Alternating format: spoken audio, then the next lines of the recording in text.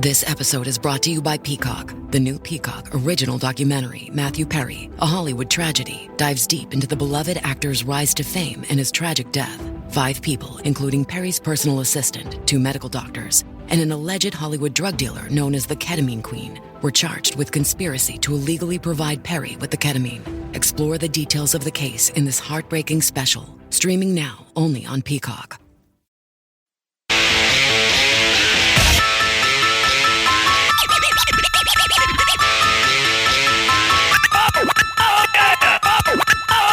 This is the Stone Zone with Roger Stone. People love him and respect him. Roger Stone. Now, get in the zone. It's the Stone Zone. Here's Roger Stone. You are entering the Stone Zone on the Red Apple Audio Networks. Here we talk about politics. Well, we talk about food as well because, well, I'm addicted to politics. I eat, sleep, and breathe politics. Little problem this morning because X was down due to a cyber attack. Elon Musk posting there was and still is a massive cyber attack against X. We get attacked every day, he wrote, but this day was done with a lot more resources. Either a large coordinated group and or a country is involved. Stand by. In fact, Elon Musk is blaming organized nationwide protests against his electric car company, Tesla, on the left-wing billionaire George Soros, as well as billionaire Democrat donor and LinkedIn co-founder Reid Hoffman. You remember him. He's the guy who financed the lawsuit of E. Jean Carroll against President Donald Trump in a Manhattan courtroom. According to Elon Musk, who's under attack because his Doge, his effort to expose waste, fraud, and corruption by the federal government, squandering our tax dollars for all kinds of political and socially and politically correct activities, is uncovering not millions, not billions, but trillions of dollars. It is, according to Elon, this is all connected to Act Blue. Now, Act Blue is a Democrat-oriented payment processing company. Elon says an investigation into 5 Act Blue-funded groups responsible for these Tesla protests, Troublemakers, the Disruption Project, Rise and Resist, the Indivisible Project, and Democratic Socialists of America. All of them include funders such as George Soros, the aforementioned Reid Hoffman, Herbert Sandler, Patricia Baumann, and Leah Hunt Hendricks.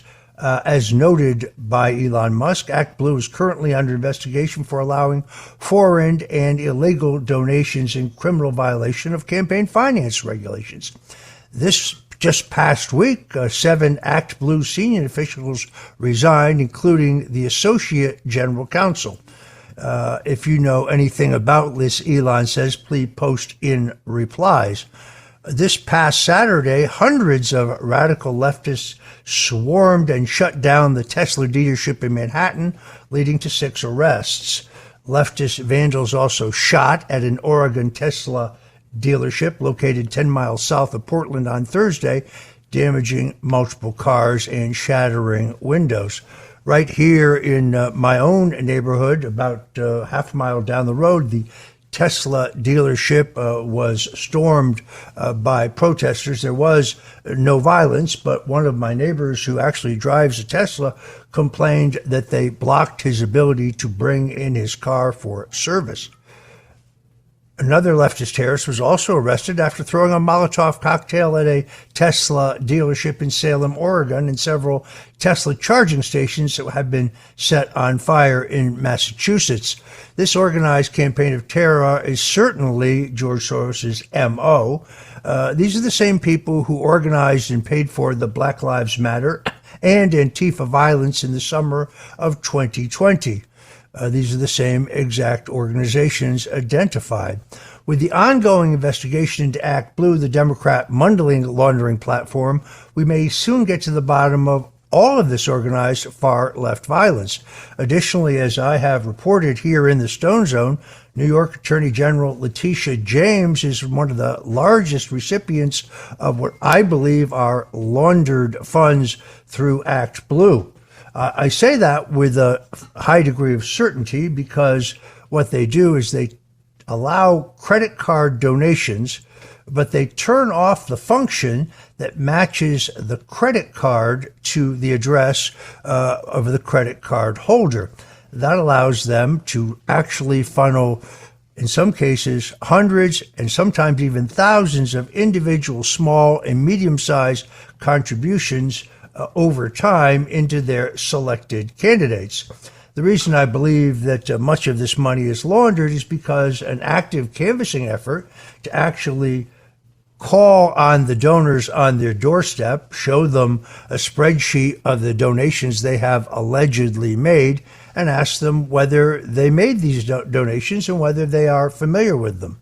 On at least a third of those contacted who are willing to speak, they say that they are unfamiliar with the donations, that they've never given a political donation, and in fact, their name and address is being used by somebody else, some third party, to make multiple donations in their name. Now, Elon Musk points out that he gets attacked every day, but he says this attack, in which X actually went down for a better part of today, marks the largest and most coordinated attack on X so far. The protests against Doge, the attacks on Tesla stores, and the cyber attacks on X point to a larger coordinated effort to hurt Elon Musk. Some have argued, of course, that Musk has no authority to investigate waste, fraud, and corruption. I find a hard time understanding who's in favor of waste, fraud, and corruption. The answer should be no one. But there is no question about the legal authority of Donald Trump to empower and authorize Elon Musk to begin investigating federal spending, and what he is finding is shocking. The most shocking thing he's found is that USAID, which was originally founded under President John F. Kennedy with, I think, a noble motive. It was never actually passed by the Congress. It was signed into law in an executive order. And the original purpose was to aid countries in Central and South America that were fighting encroaching communism. This has morphed into a slush fund in which, first of all, the USAID officials feel they are answerable to no one. But why would they, for example, pay $140 million to the New York Times? Why would they pay $80 million to Politico? Why are they financing all of these politically oriented nonprofit organizations, including those who oppose our sealed border, oppose our current immigration laws? More on this to emerge. We'll be following the story right here in the Stone Zone. Meanwhile, Sam Bankman-Fried is making moves to seek a pardon. He's the disgraced crypto kingpin. And surprisingly, he appeared this past week on Tucker Carlson's show, although he had to do so from prison. He was the CEO of FTX, a cryptocurrency exchange that he used to steal $8 billion from his customers. He was sentenced and was currently serving a sentence of 25 years imprisonment. Bankman-Fried gave somewhere between $40 million and $100 million to Democrats in the 2022 election cycle, using many sources to conceal the origins of his contributions. That is in itself a crime. But when he went on with Tucker Carlson, Bankman-Fried made a not-so-concealed pitch for a pardon to President Donald Trump. If Donald Trump is going to pardon a major figure in the world of crypto, it should not be Bankman-Fried, the Democrat mega donor who defrauded his customers. There are far more, I think, worthy candidates for a pardon. Let's take former Nevada Assemblywoman and Las Vegas City Councilwoman Michelle Fiore. She was charged and is facing sentencing on a completely trumped up charge. What's her crime? She's one of the earliest supporters of Donald Trump.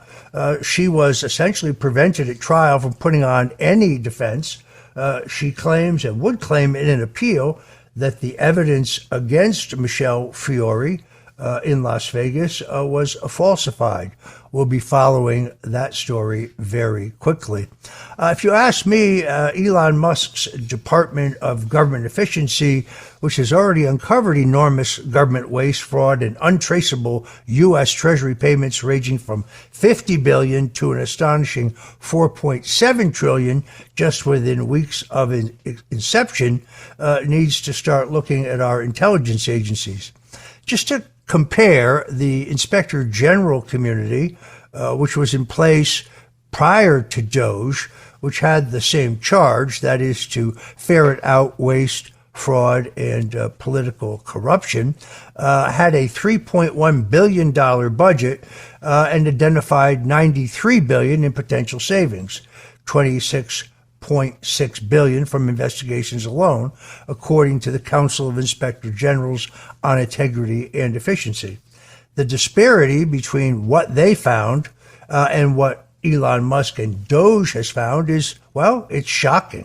If DOJ can reveal such massive discrepancies so quickly, why haven't the Inspector Generals flagged these issues sooner for the American taxpayers, particularly given their experience and their robust framework? Established under the Inspector General Act of 1978, the Inspector General system theoretically oversaw accountability across all federal agencies, with 74 Inspector Generals and 15,000 staffers, including auditors, investigators, inspectors, and more. We'll be right back in the Stone Zone to tell you more about the hottest political developments of the day, so whatever you do, don't touch that dial.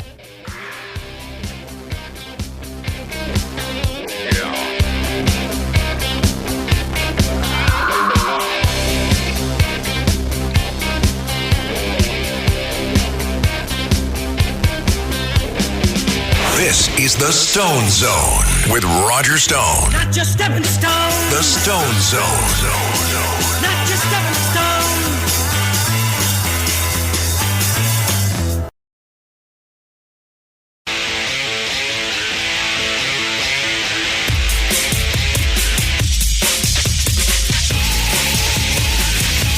This is the Stone Zone.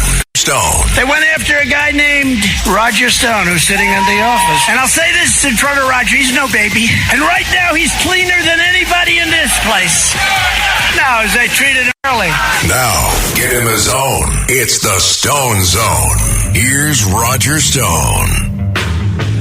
And we're back in the Stone Zone, where we bring you the inside skinny on American politics. I am myself a veteran of 13 national presidential campaigns, although here in the Stone Zone, I criticize both Republicans and Democrats. I spent 50 years in the corroded rectum of the two-party system. I've seen it all, and I try to tell you what's going on behind the scenes. Breaking news, Tulsi Gabbard, who is the Director of National Intelligence, the former Congresswoman from Hawaii, former Democrat, currently a lieutenant colonel in the U.S. Army Reserve, combat veteran of both Iraq and Kuwait. She was criticized because she visited Assad in Syria and suggested that what might follow Assad would be far worse. Her prediction has been borne out as we have now seen the mass slaughter of hundreds of thousands of Christians in Syria under its new radical Islamic leadership. This is one of the great tragedies and travesties in the nation. It's very hard to watch these videos online. A new report reveals that President Biden auto-penned many of his official White House documents, casting doubt on the legitimacy of executive orders signed by Biden. The Heritage Founders Oversight Project uncovered the truth that many executive orders that were allegedly signed by former President Biden were authorized with identical auto-pen signatures, raising crucial questions about whether he was fully aware of what he was even signing. Republican Attorney General of Missouri, Andrew Bailey, is pushing for a full federal investigation. I'm demanding that the DOJ investigate whether President Biden's cognitive decline allows unelected staff to push through radical policy without his knowing approval, Bailey said. If true, these executive orders, pardons, and all other questions would be unconstitutional and, well, legally void. Think about that. What if Adam Schiff's pardon, what if Nancy Pelosi's pardon, what if Liz Cheney's pardons are legally void because they weren't really signed by Joe Biden himself? Bailey also referenced Speaker of the House Mike Johnson's revelation that Biden forgot conversations the two had and added, this is Bailey speaking, there are profound reasons to suspect that Biden's staff and his political allies exploited his mental decline to issue purported presidential orders without his knowing approval. In the meantime, just to our north, Justin Trudeau is finished as Prime Minister of Canada. Canada has made Mark Carney its new Prime Minister, officially ending the tenure of Justin Trudeau. Trudeau, who many suspect of being the illegitimate son of Margaret Trudeau and Cuban strongman Fidel Castro. Carney is already taking a hard line against President Trump, saying he will keep tariffs on until the Americans show us respect. Carney was the subject of a scandal now, as photos surface showing him with Ghislaine Maxwell, the jailed ex-girlfriend and a pimp for sex trafficker Jeffrey Epstein. Of course, Maxwell is in a minimum security prison now, having been charged with conspiracy in connection with the Epstein matter, but no other person being charged with conspiracy along with her. I ask an obvious question as a non-lawyer, but someone with common sense. How can you have a conspiracy that involves only one person? Doesn't it take two people to have a conspiracy? Coming up, we have two huge stories. Troy Smith, the editor-in-chief of Slingshot.news, joins us to report on a new story about a man who was arrested at the Capitol with a firearm during President Trump's joint address to Congress just days ago. And then secondly, he has also ferreted out a $130 billion criminal scheme that would make Doge blush. Those two big breaking stories. We try to go behind the headlines here in the Stone Zone, tell you really what's going on in the body politic. So whatever you do, don't touch that dial. We'll be back with more politics right here in the Stone Zone.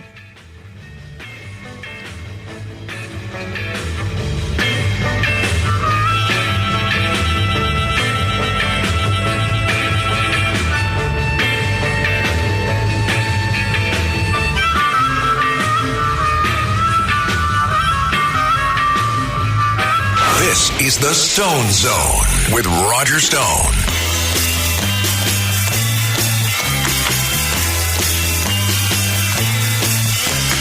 I'm not your stepping stone.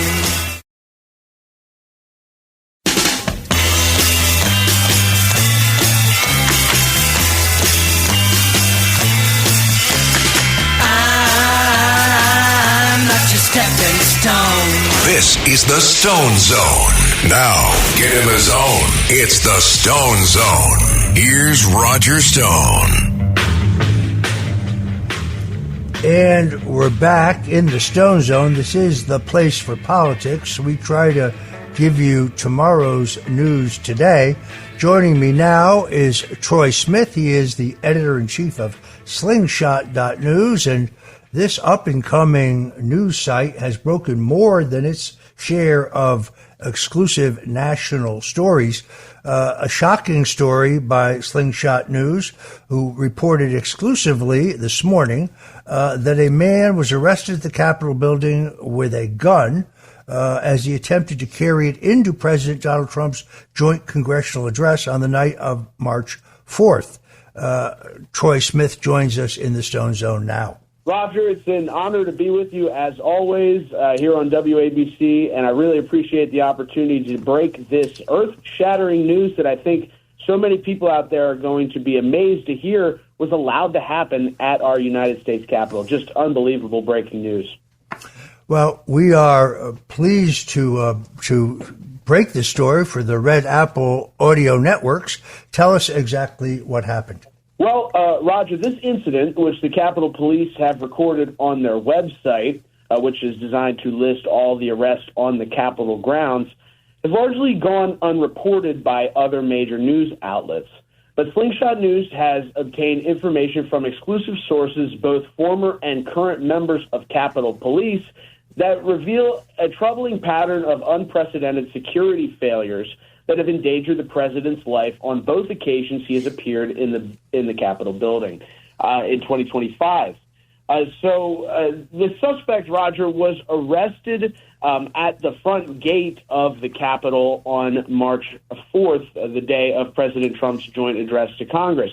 The suspect reportedly placed a backpack through the X-ray screening post in a House office building. And after it was discovered that this individual had a handgun on the X-ray monitor, police detained the suspect and conducted a physical search of the backpack, discovering a 15-round capacity magazine loaded with 13 rounds of ammunition and a handgun.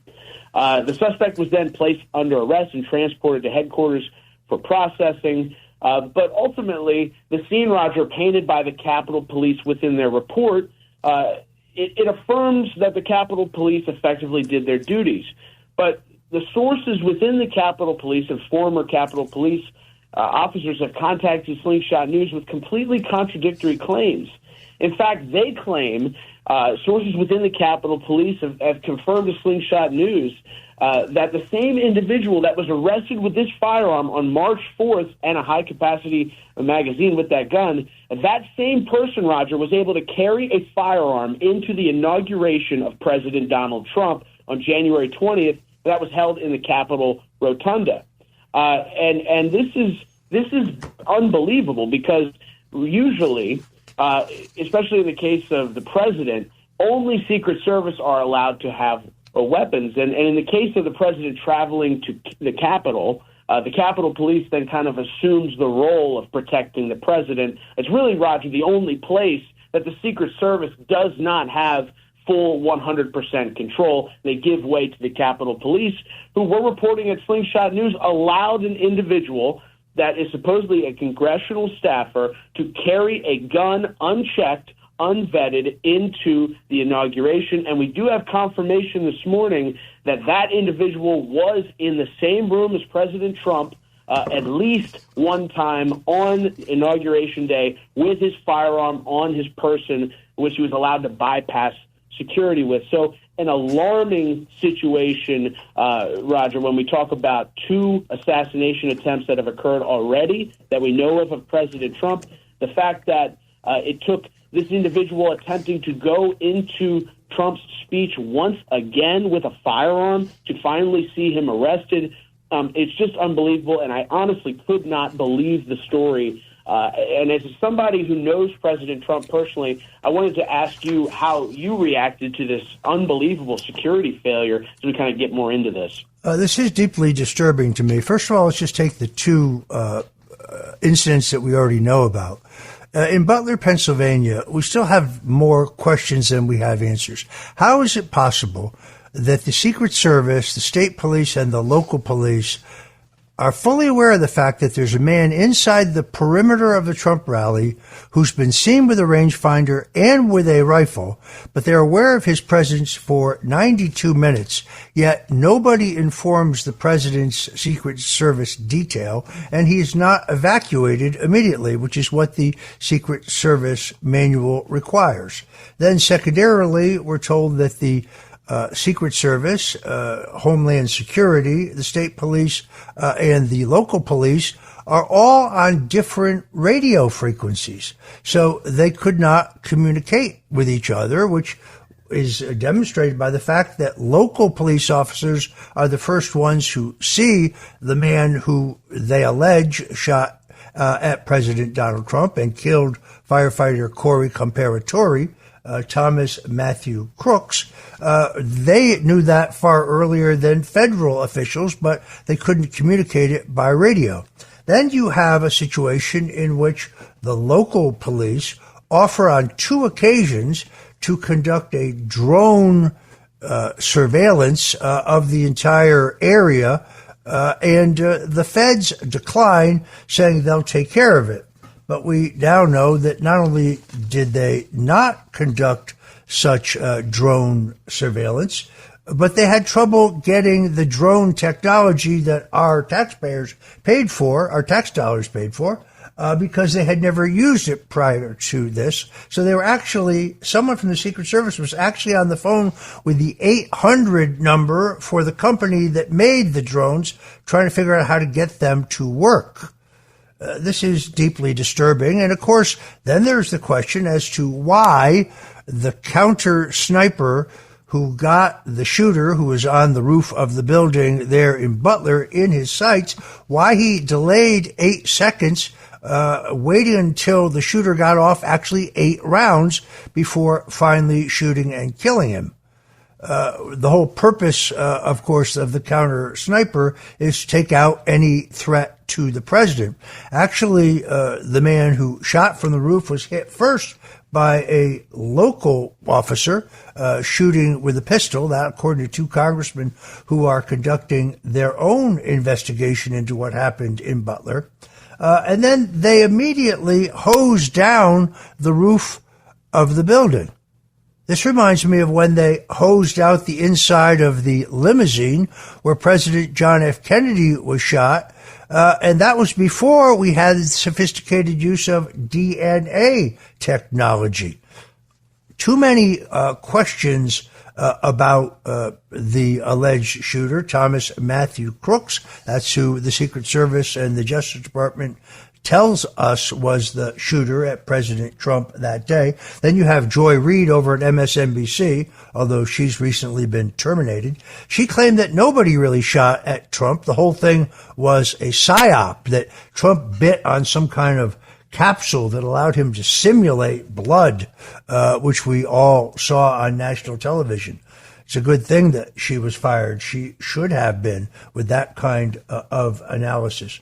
Again, we learned that the Secret Service tells us that they cannot get at the encrypted messages in Thomas Matthew Crooks' cell phone, that they don't have the technology to read those encrypted messages, yet in the next breath they tell us that they're convinced that he had no co-conspirators.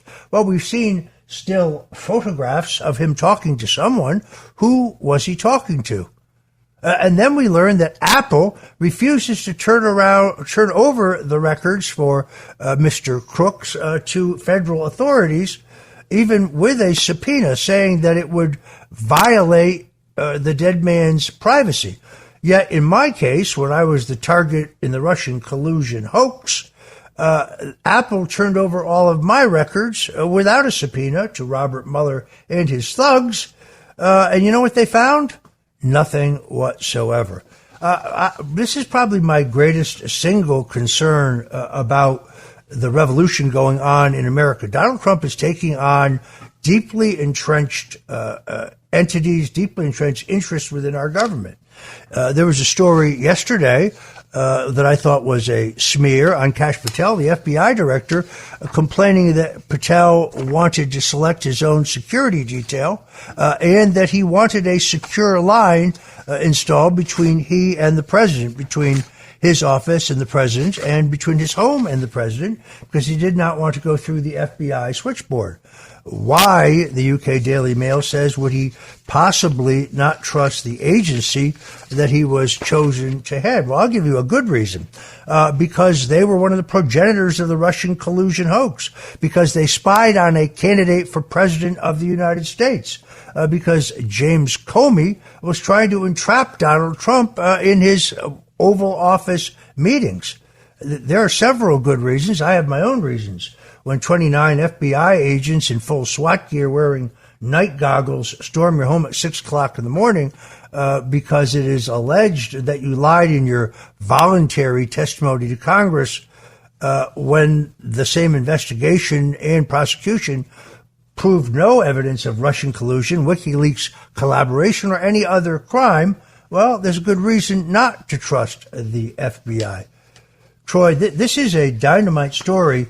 I'll be interested to see if the mainstream media picks up the fact that you have uncovered that on at least 2 occasions, both back at the inaugural and now at the State of the Union address, that a man with a gun was in the same room or the same vicinity as President Donald Trump. Well, and Roger, I want to take this a step further here because this is very important.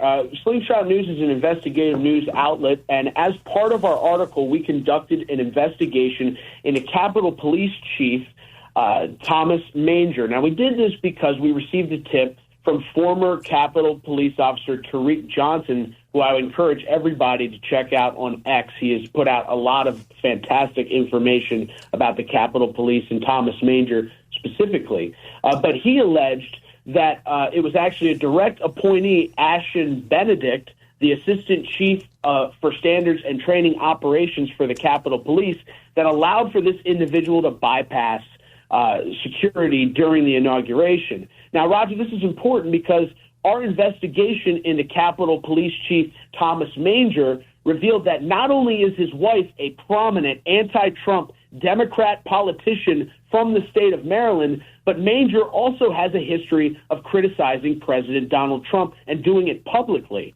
Recently, during a CBS appearance, Thomas Manger, the Capitol Police Chief, said that Trump's January 6 pardons send a bad message to America, and he actually called them dangerous, criticizing the president. Now, Tariq Johnson and other law enforcement officers we spoke to called that statement particularly completely inappropriate. Manger also appeared on MSNBC just days before Nancy Pelosi's January 6th committee was set to kick off in an interview that was set up to attack President Donald Trump. A deeper investigation into Manger, Roger, revealed that he is a lobbyist. He was a lobbyist from 2019 to 2021 for an organization that is completely funded by defense contractors, military contractors, the same groups that received billions of dollars from President Joe Biden.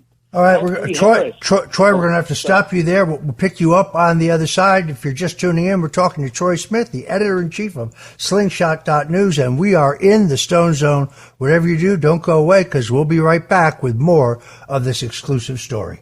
This is the Stone Zone with Roger Stone. Not just stepping stone. The Stone Zone. Not just stepping stone.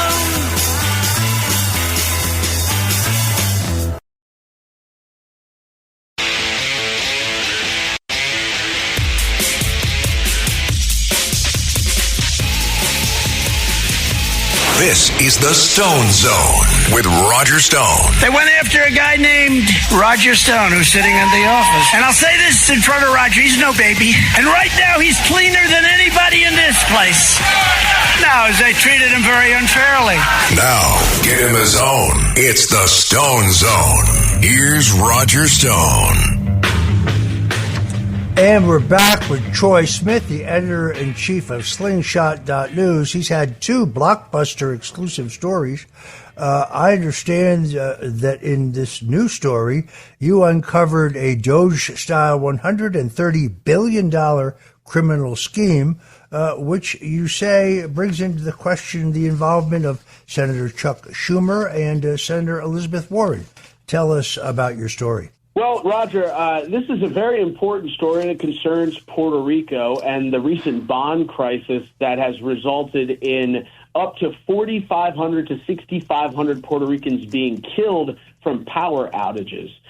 So this is a coordinated effort that involves the Treasury Secretary, Jack Lew, former Treasury Secretary Jack Lew, as well as Senator Chuck Schumer, the SEC, and the FBI, as well as the DOJ.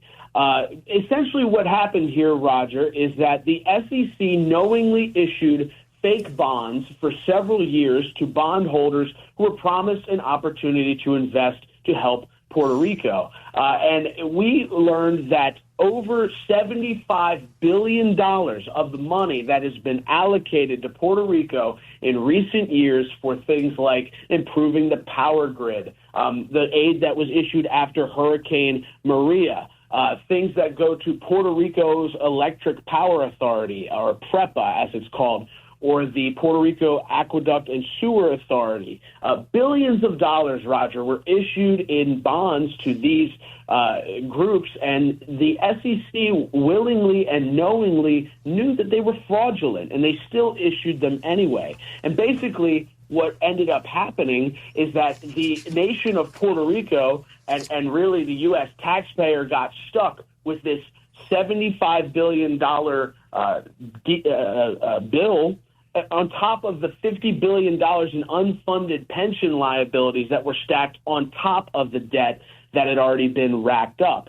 So senior bondholders recovered 93% here, Roger. So the top people, they got out. It was the little people across the country that were trying to do something right that got really hammered, most of them losing nearly 100% of their money. And what we uncovered was there was a definitive connection between Chuck Schumer allowing for the SEC to go after these people and not going after. There was a coordinated effort between the SEC and Chuck Schumer to obstruct prosecution of the individuals responsible for this fraud, as long as lofty donations from Wall Street bankers and investment bankers continued to flow to the bank accounts of both Chuck Schumer and Senator Elizabeth Warren.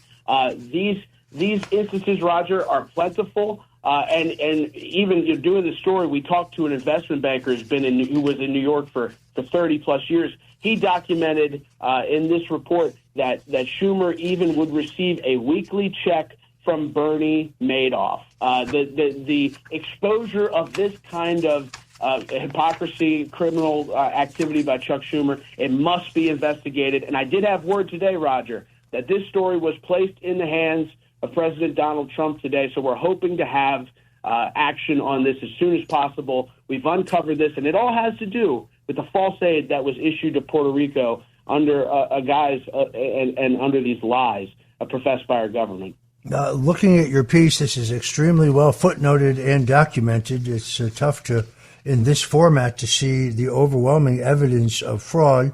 And again, the U.S. taxpayers end up holding the bag.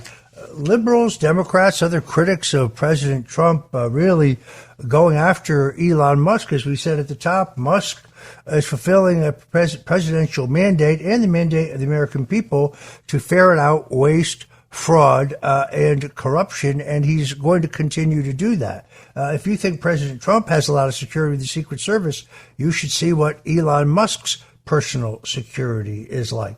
The efforts, I think, Troy, to drive a wedge between Trump and Musk, counting on the president who has, let's face it, a very healthy ego. You don't become president of the United States. You don't build one of the great real estate fortunes of all time if you don't have a healthy ego. This is not going to work. If you watch that great interview with Sean Hannity and Fox, I noticed that Musk was extremely deferential to the president, as he should be. He's doing a public service. He had 9 federal investigations going on against him by the Biden administration, all of which began when he purchased Twitter, changed the name of it to X, and then pursued a new policy of free speech. I'm grateful to him to have my voice back on X. I know you are as well, Troy.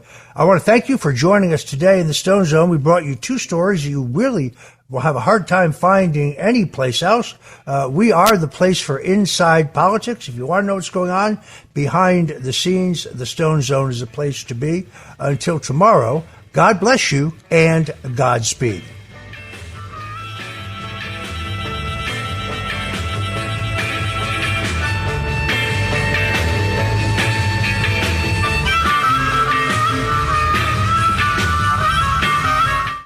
Greg Kelly here with an urgent retirement warning. President Trump's return is set to usher in a new golden age, but growing trade tensions and China's ruthless attack on the dollar have rattled the markets. That's why Warren Buffett just dumped $133 billion in stocks. And so too have Jeff Bezos, Larry Page, and even Jamie Dimon, CEO of the world's largest bank. That's why thousands of informed IRA and 401k savers are now shielding their savings with gold. And the experts at Colonial Metals Group are the only folks I trust to help you to do the exact same thing, especially now after Rich Dad Poor Dad author Robert Kiyosaki warned of a coming market crash. So visit freegoldguide.com/Kelly or call 800-655-5186. You'll get a free gold guide on how to bulletproof your wealth with gold tax-free. Plus, see if you qualify for a free home safe and as much as $7,500 in free silver. Once again, that's freegoldguide.com/Kelly.